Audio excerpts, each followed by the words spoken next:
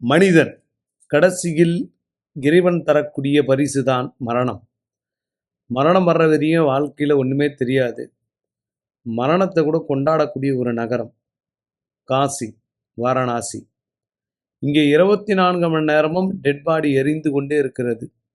ஒரு dead body எரிக்கிறதுக்கு 5000லேருந்து 30,000 வரையும் கட்டணமாக வசூலிக்கப்படுகிறதா.